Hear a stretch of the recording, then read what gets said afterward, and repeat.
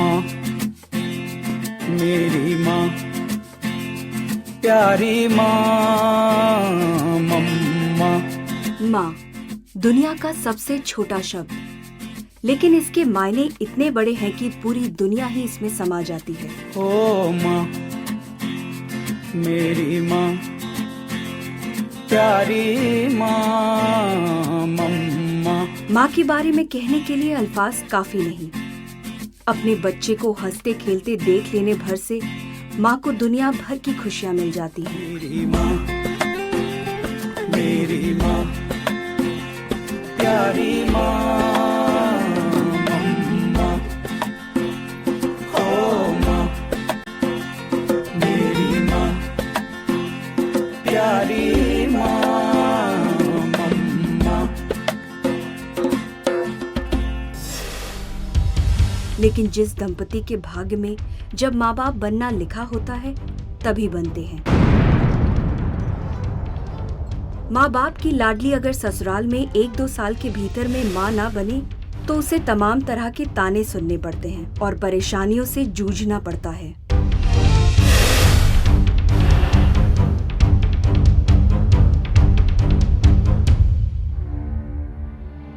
भगवान है कहाँ रे तू, है खुदा है कहाँ रे तू, भगवान है कहाँ रे तू, है खुदा है कहाँ रे तू।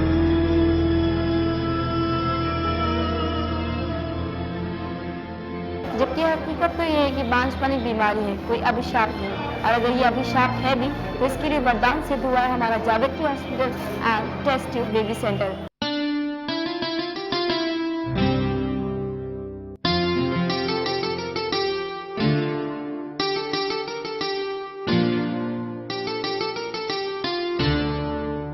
लखनऊ के तेलीबाग में स्थित जावित्री हॉस्पिटल स्टेशन से मात्र 10 किलोमीटर की दूरी पर है। सन 2000 में जब इसकी स्थापना हुई, इससे पहले पूर्वोत्तर भारत में ऐसा कोई सेंटर नहीं था और इसके इलाज का सपना देखना एक आम आदमी के लिए मुमकिन भी नहीं था। ऐसे में सबको संतान सुख का अधिकार का उद्देश्य लिए इनफर्टिलिटी के क्षेत्र में क्रांतिकारी कदम रखा Javitri hospital and test tube baby centre ने।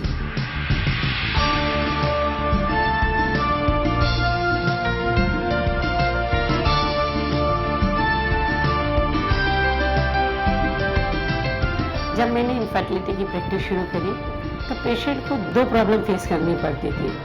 एक तो ये कि हमारे इनफर्टिलिटी के सेंटर्स और इनफर्टिलिटी ट्रीट करने वाले डॉक्टर बहुत सारे नहीं थे इंडिया में, और हार्डली 1 या 2 सेंटर थे जो कि बहुत दूर थे और पेशेंट को ट्रीटमेंट कराने के लिए बहुत दूर जाना पड़ता था, जैसे कि बॉम्बे या कलकत्ता।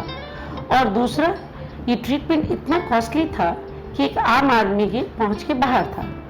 तब मैंने ये डिसाइड किया कि मैं अपने लखनऊ में एक ऐसा सेंटर खोलूं जो कि विश्व स्तरीय हो और उसमें सारी टेक्नोलॉजी हो और जिसमें हम एक क्लास ट्रीटमेंट पेशेंट्स को दे सकें और अच्छा ट्रीटमेंट देने के साथ साथ वो एक आम आदमी की पहुंच के अंदर हो। ये मैंने उद्देश्य लेके इनफर्टिलिटी के प्रैक्टिस शुरू करी।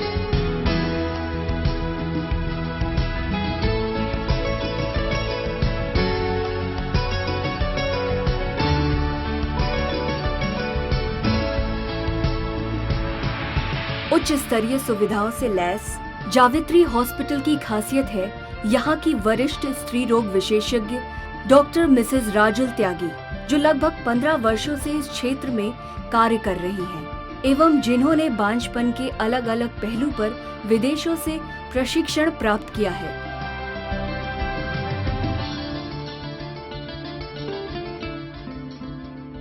It was a very difficult thing कि कैसे शुरू करें, क्या ड्रग्स यूज़ करें, कैसे करें, क्या मशीनें कहाँ से लाएं। तो इसके लिए मुझको विदेश में जाना पड़ा और सबसे पहले मैं यूनिवर्सिटी कॉलेज कैम्ब्रिज में गई, जो बॉन्ड हॉल, जहाँ की पहला IVF बेबी ब्राउन पैदा हुआ। वहाँ पे मैंने एक basic preliminary course of infertility किया, जिससे मुझे बेसिक इनफर्टिलिटी के बारे में पता चला। पर जब मैंने आके शुरू करा अपने यहाँ को ट्रीटमेंट, तो मुझे फिर से दोबारा लगा कि ये कोर्स जो मैं करके आई हूँ ये अधूरा है, और इसके करने से, केवल बेसिक कोर्स करने से मैं बहुत अच्छा रिज़ल्ट नहीं दे सकती, केवल मात्र 25 से 30% में रिज़ल्ट दे पा रही थी। तो 1 साल के अंदर ही मुझे रियलाइज़ हुआ कि मुझे और आगे बढ़ना चाहिए, और उसके लिए मैं इनफर्टिलिटी के डिफरेंट पहलुओं को समझने के लिए, सीखने के लिए मैं और कई देश गई। सेकंड टाइम मैं गई अमेरिका, क्लीवलैंड, अमेरिका में। वहाँ मैंने ICSI की ट्रेनिंग करी, और उस ICSI की ट्रेनिंग करने से मैं ऐसे पेशेंटों को बच्चा देने में कामयाब हुई जिन कपल्स के केसेस में स्पर्म की क्वालिटी बहुत ख़राब थी, या स्पर्म थे नहीं, या स्पर्म बहुत कम थे। तो ऐसे केसेस को मैं ICSI के द्वारा ट्रीट कर पाई। उसके बाद फिर मैं यूनिवर्सिटी कॉलेज ब्रुसेल, बेल्जियम में गई, जहाँ मैंने विट्रिफिकेशन सीखा। जिस विट्रिफिकेशन को सीखने से मैं पेशेंट्स के एग्स और एम्ब्रियो फ्रीज करने में कामयाब हो सकी। अगर मैंने एक बार IVF किया और सपोज वो IVF फेल हो गया, तो फ्रीज करे हुए एम्ब्रियो या फ्रीज करे हुए एग को मैं दोबारा उस पेशेंट को यूज़ कर सकी और अपने रिजल्ट बढ़ा पाई। उसके बाद मैं यूनिवर्सिटी कॉलेज लंदन गई, जहाँ मैंने लेज़र हैचिंग सीखी। और लेज़र हैचिंग के बाद जैसे ही मैंने उस लेज़र हैचिंग सीख कर अपने यहाँ उस पद्धति को अपनाया, मेरे रिजल्ट एकदम शूट अप हो गए, 50 to 60% हो गए। उसके बाद हमें लगा कि अभी और थोड़ी सी कसर है। उसके लिए फिर मैं Sao Paulo, Brazil, south America से मैंने एक एम्ब्रियोलॉजिस्ट को बुलाया। वो यहाँ आई एम्ब्रियोलॉजिस्ट, और उसने फिर मेरी पूरी टीम को ट्रेन किया, और हम लोगों को पूरी तरह से फिर से एक बार रिफाइंड किया, जिसके कारण हम 70% रिजल्ट देने योग्य हो पाए हैं। मैडम, आप अपने IVF लैब के बारे में हमें कुछ बताइए।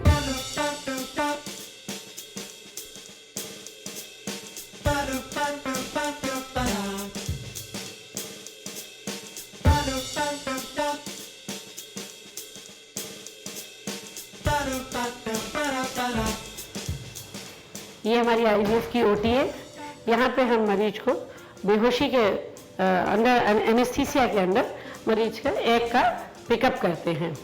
और एग पिकअप जो होता है, ओवम पिकअप जो होता है, वो हम इस नीडल से करते हैं। और इस तरह से, इस नीडल से जब हम एग पिकअप करते हैं तो इस तरह इसमें ट्यूब में एग आता है, तो इसलिए इसको कहते हैं टेस्ट ट्यूब बेबी।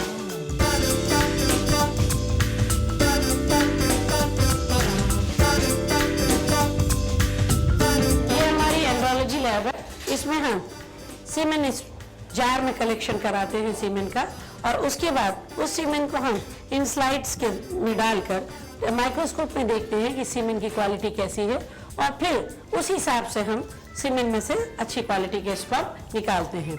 इसके लिए हमारे पास इंक्यूबेटर होने चाहिए। ये दिस इज CO2 इंक्यूबेटर, ये ड्राई बाथ इंक्यूबेटर, और ये sperm fuse. These are centrifuge. इनमें हम सीमेंट को मीडिया में डालकर घुमाते हैं इन दोनों मशीनों में, और उसके बाद सीमेंट बनाकर, स्पर्म बनाकर उस स्पर्म को हम IVF में ICSI के द्वारा या सिंपल IVF के द्वारा फर्टिलाइज कराते हैं। इस ट्यूब में जो कि फ्लूइड होता है, इस फ्लूइड को, फॉलिकुलर फ्लूइड को इन डिशेज में डालकर, पैटेड डिशेज में डालकर पिपेट्स के द्वारा हम इन टेस्ट ट्यूब का जो फ्लूइड होता है इस पैटेड डिश में डालते हैं, और इन पैटेड डिश में इस माइक्रोस्कोप के अंदर देखते हैं, और फिर उसमें से एग को निकालते हैं। और इस एग को जब हम निकाल लेते हैं तो हम इन एगों को इस तरह से इंक्यूबेटर में रख देते हैं, जिससे कि वो गर्म हो जाए। इतनी देर में दूसरी तरफ से दूसरा एम्ब्रियोलॉजिस्ट स्पर्म बना के लाता है, और फिर उस स्पर्म को हम इन डिशेज में डाल देते हैं। उसके बाद स्पर्म और एग को फ्यूज होने के लिए हम इंक्यूबेटर में रख देते हैं। इन डिशेज में, इस डिश में जिसमें कि एग और स्पर्म है, इसको हम इस इंक्यूबेटर में इंक्यूबेट होने के लिए रख देते हैं। ये इस इंक्यूबेटर में ऑक्सीजन और कार्बन डाइऑक्साइड कंटिन्यूसली चलती रहती है, और इस इंक्यूबेटर का टेम्परेचर 37 डिग्री होता है। तो इस तरह का वातावरण पैदा किया जाता है जो कि माँ के पेट के अंदर का वातावरण होता है। ये फर्टिलाइजेशन चैम्बर है। यहाँ पर हम एग और स्पर्म को फर्टिलाइज होने के लिए रखते हैं। इस तरह के हमारे पास 3 ये बड़े सेंटर, बड़े इंक्यूबेटर्स हैं और 3 हमारे पास ये छोटे इंक्यूबेटर हैं। इनको मिंक इंक्यूबेटर कहते हैं। एक पेशेंट के लिए हम एक इंक्यूबेटर इस्तेमाल करते हैं। इससे एक तो ये फायदा होता है कि कोई भी डिश आपस में मिलती नहीं है, और दूसरा हमारे रिजल्ट, अगर हम एक पेशेंट पे एक इंक्यूबेटर इस्तेमाल करेंगे तो हमारे रिजल्ट सक्सेस के ज़्यादा होंगे।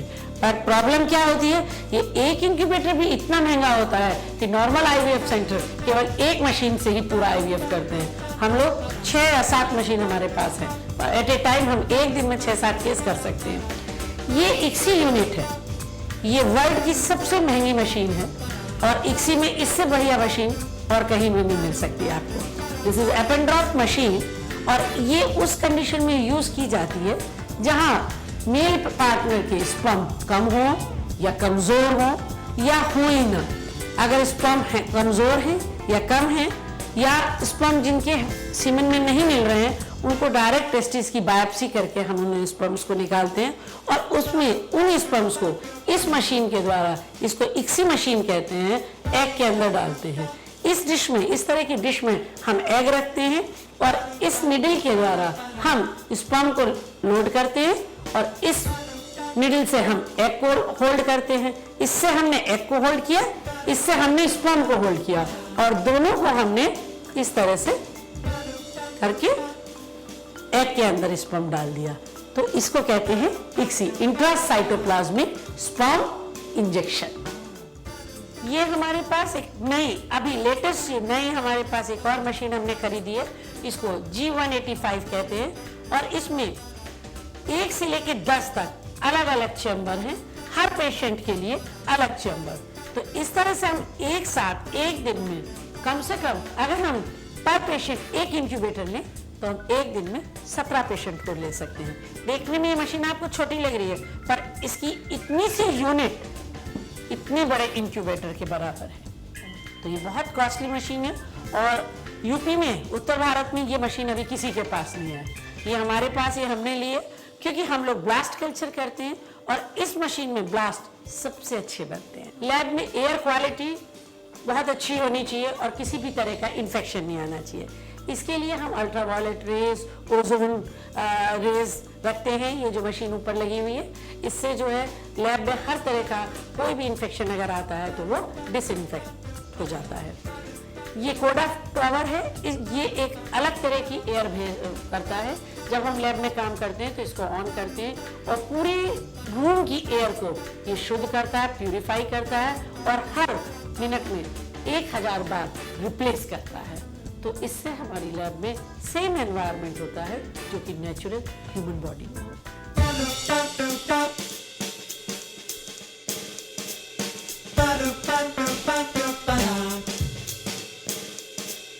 इसमें हम स्पर्म को बैंक करके फ्रीज करके रखते हैं, और फ्रीजिंग हम लिक्विड नाइट्रोजन में करते हैं। इस लिक्विड नाइट्रोजन में अगर हम स्पर्म को डालेंगे तो कई साल तक ये स्पर्म रह सकता है। इस तरह के जार में हम लोग स्पर्म को फ्रीज रखते हैं, और ये उन कंडीशन में करते हैं जैसे कि हस्बैंड कहीं बाहर जा रहा है, अब्रॉड जा रहा है, या हस्बैंड की कोई सर्जरी हो रही है, या उसको रेडियोथेरेपी या कोई और किसी तरह की ऐसी दवाइयाँ दी जा रही हैं जिससे कि आगे चल के उसके स्पर्म खराब हो जाए। तो ऐसा ना हो कि फिर वो अगर स्पर्म खराब हो तो उसको दोबारा प्रेग्नेंट, उसकी वाइफ को दोबारा प्रेग्नेंट ना हो पाए। तो ऐसी कंडीशन में इस तरह से हम स्पर्म इन कैंस में, कैंस्टर्स में फ्रीज कर लेते हैं, और ज़रूरत पड़ने पर इस्तेमाल कर सकते हैं। हमारे पास एम्ब्रियो फ्रीजिंग की भी मशीन है, और इस मशीन में हम, अगर लेडी ने ज़्यादा एम्ब्रियो बनाए हैं तो हम इस मशीन के द्वारा उसके एम्ब्रियो फ्रीज कर लेते हैं, जिससे कि अगर वो चाहे, अगर एक बार में आईवीएफ में सपोज करो वो फेल हो जाती है, तो दोबारा उसको पूरा प्रोसीजर नहीं कराना पड़ेगा, और दोबारा उतना पैसा भी, कॉस्ट भी उसकी नहीं लगेगी, और फ्रीज एम्ब्रियो हम निकाल कर उसको दोबारा डाल सकते हैं। तो इसमें हम एग भी फ्रीज कर सकते हैं, एम्ब्रियो भी फ्रीज कर सकते हैं, ब्लास्ट भी फ्रीज कर सकते हैं, इवन स्पर्म भी फ्रीज कर सकते हैं। तो फ्रीज करने के बाद स्टोर हम इनमें करते हैं, इन्हें कहते हैं स्टोरिंग कैन्स। ठीक है, ये एनेस्थीसिया ट्रॉली है, इसमें इसके द्वारा मरीज को नींद का इंजेक्शन देके या बेहोश किया जाता है, एनेस्थीसिया दिया जाता है।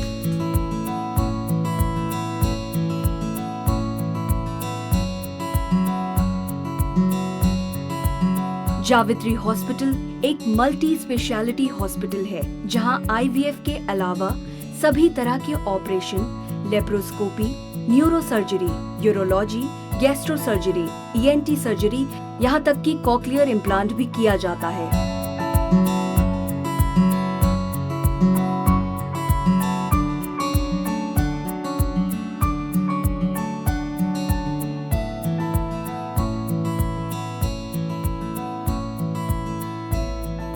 जावित्री हॉस्पिटल का 12 बेडेड NICU भी नवीनतम उपकरणों से लैस है, जिसकी सहायता से यहाँ प्री मैच्योर बेबी के इलाज की विशेष सुविधाएं मिलती हैं।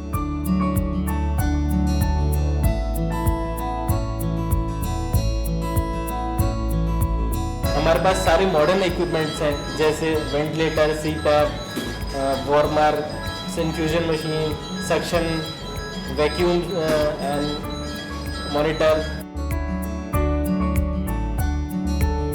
24 घंटे बच्चों के स्पेशलिस्ट की निगरानी में सेप्टिक और क्लीन बच्चों का अलग अलग ध्यान रखा जाता है।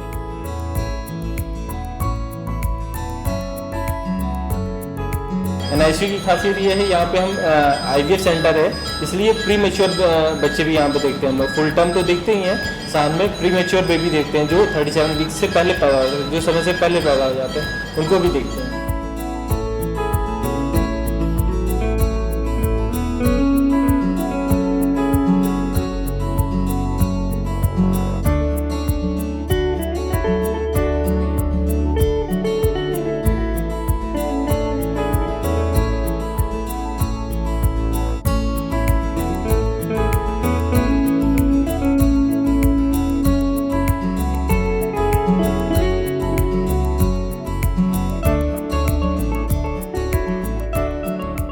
जावित्री हॉस्पिटल में मॉडर्न टेक्नोलॉजी से युक्त 8 बेडेड ICU है, जिसमें अति गंभीर मरीजों के इलाज संबंधित सभी उपकरण हैं, जहां 24 घंटे विशेषज्ञ मरीजों की देखभाल करते हैं।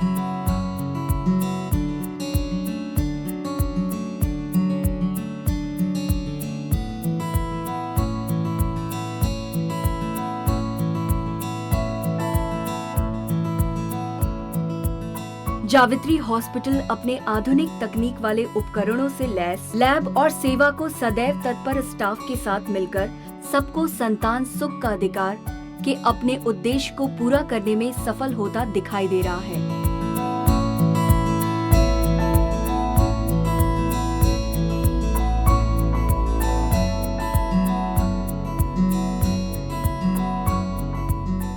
मैं तो पूरा श्रेय हॉस्पिटल को ही दूंगी, क्योंकि मुझे वहीं से मिली। मैं तो बहुत जगह गई लेकिन मुझे नहीं कुछ हुआ फ़ायदा, मैं यहाँ पे ही मुझे मिली बेटी। तो पूरा श्रेय हॉस्पिटल का है, मैम का है। मेरा बहुत ही अच्छा अनुभव रहा, मैडम बहुत ही अच्छी हैं, मेरी बहुत मदद की, बहुत केयर करती हैं, हर पेशेंट की केयर करती हैं। इंडिविजुअली जा के लोगों के पास पूछती हैं आपका क्या मतलब कैसा है, और पैसे से ही बहुत मदद करती हैं। भाई किसी के पास में है, किसी के पास में नहीं है, कोई खर्च कर सकता है। मैं एक बार आई, मुझे कुछ प्रॉब्लम थी, मैं नहीं करवा पाई 2004 में इलाज, फिर 2008 में आई, मैम ने मेरी बहुत मदद की। और जैसे 2004 में उन्होंने बोला था कि हाँ जैसे जब भी आओगी मैं इतने में ही तुम्हारा करूँगी या मदद करूँगी, वैसे ही उन्होंने मेरे साथ में किया। और मैं अपनी बेटी को पाके बहुत खुश हूँ, मेरा घर परिवार बहुत खुश है। भगवान के बाद मैं मैम को ही मानती हूँ।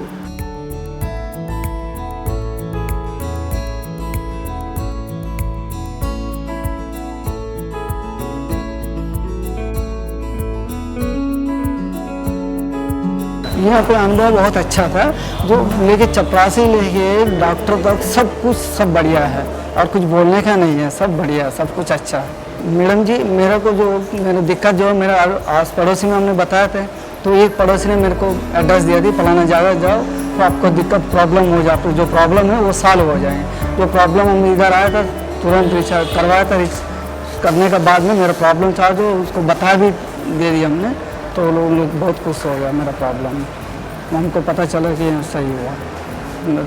और हम जो है अभी मेरा आमने सामने मेरे परिवार में जो जितना लोग हैं, ऐसी दिक्कत कोई किसी का भी होगा, मैरिज होकर बहुत साल हो गया था, तो उन लोगों को हम कोशिश करेंगे यहाँ भेजने के लिए, यही मेरा हम हमारी तरफ से 100% सलाह देंगे। जावित्री अस्पताल में जाके आप इलाज करवा दीजिए, आपको सही हो जाएंगे।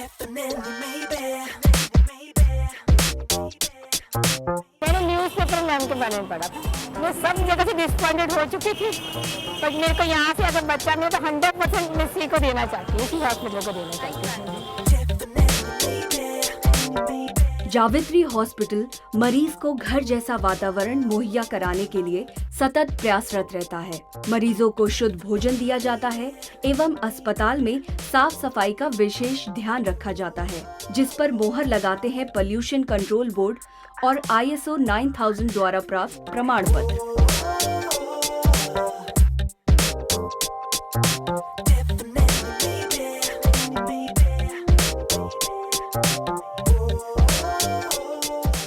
जावित्री अस्पताल कैशलेस हेल्थ इंश्योरेंस देने वाली लगभग सभी कंपनियों से राष्ट्रीय सुरक्षा बीमा योजना एवं समस्त गैर सरकारी तथा सरकारी संस्थाओं से संबद्ध है।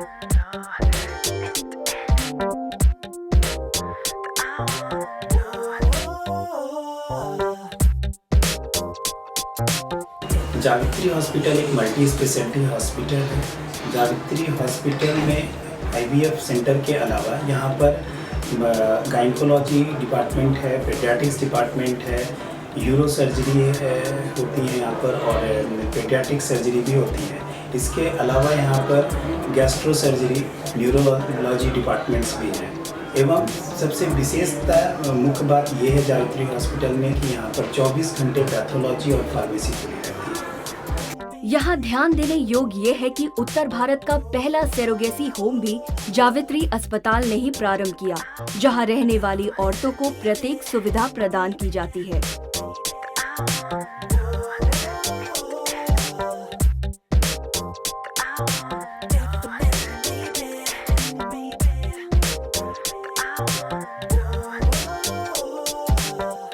यहाँ पर सरोगेसी से संबंधित क्या उपयोगी सुविधाएं हैं? सरोगेसी देखिए एक नया फील्ड इनफर्टिलिटी में उभर के आया है। जिन महिलाओं के बच्चे नहीं हो सकते हैं वो एक अन्य महिला के गर्भाशय के जरिए बच्चा प्राप्त कर सकते हैं। तो इसके लिए बहुत सारे कानून बने हैं देश में। सरोगेसी के लिए हमारा टाइप है नॉर्थ इंडिया सरोगेसी एजेंसी के साथ। और सबसे बड़ी बात यह है कि ये जो एजेंसी है ये पूरी तरह से जो सरोगेट लॉ बना है इंडिया में उससे गवर्नड है, उसकी हर कंडीशंस को ये फॉलो करती है। बायोलॉजिकल पेरेंट और सरोगेट मदर के बीच में लीगल डॉक्यूमेंट बनते हैं, उसके आधार पे पूरा काम होता है। और किसी भी समय जो सरोगेट मदर है उसको पूरी तरह से उसके स्वास्थ्य का ध्यान रखा जाता है। इवन सरोगेसी जब उसकी ख़त्म हो जाती है उसके बाद भी उसको रिहेबिलिटेट करने के लिए हम उसको ट्रेनिंग देते हैं प्रेगनेंसी के दौरान। और उनको एक सरोगेट होम में रखा जाता है जहाँ की बहुत साफ़ सुथरा वातावरण हो और किसी भी तरह की कोई बीमारी या कोई प्रॉब्लम इनको ना हो। समय समय पे उनको दवाई दी जाती है, मेडिकल चेकअप होता है। और केवल जो फिट पेशेंट्स हैं, सरोगेट मदर की पहले टेस्ट वगैरह किए जाते हैं, केवल जो फिट हैं पूरी तरह से हेल्दी हैं उन्हीं को सरोगेसी प्रोग्राम में लिया जाता है।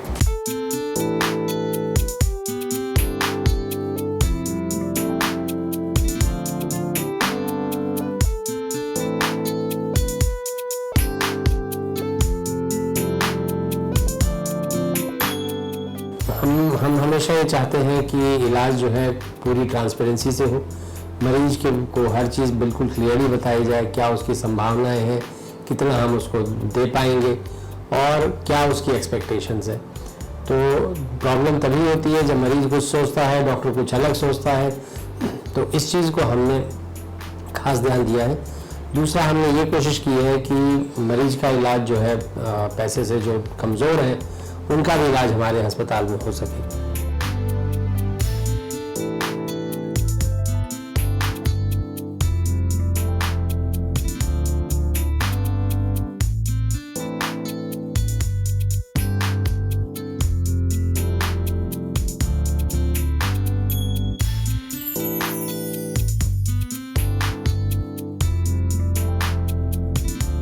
देखा जाए तो एक औरत माँ बनने के बाद ही सही मायनों में औरत बनती है। माँ बनने का एहसास सिर्फ एक माँ ही समझ सकती है। और जावित्री हॉस्पिटल ने दंपत्ति को पिता और माँ बनने का जो सुख प्रदान किया उसके लिए सचमुच बधाई के पात्र है।